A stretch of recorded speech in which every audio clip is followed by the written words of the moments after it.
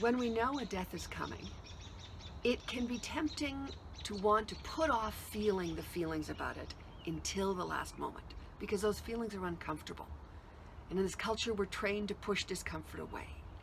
But in the end, that can be not a particularly healthy approach, because our souls take a while to adjust to what's happening. And if we have the luxury, and it really is a luxury in some ways, of knowing that a death is coming, we have the opportunity to say goodbye.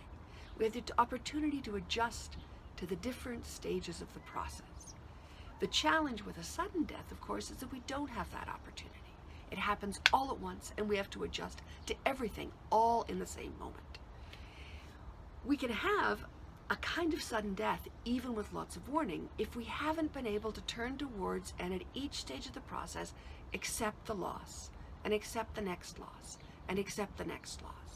So the more we can be present to exactly what's happening in the moment, exactly the loss that's happening now, and also in a way to the anticipatory loss that's coming, the more we can help our souls adjust, the more our souls can get prepared, and the more that when the death actually happens, which, failing a miracle, it's probably going to happen, the more we're able to meet that in that moment.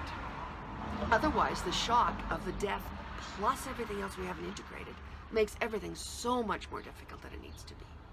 So my message is really to learn the skills of being with what's happening and being with what we know is going to happen. We can do some of our grieving in advance to prepare ourselves so when the really big load hits, we're not so overwhelmed by it.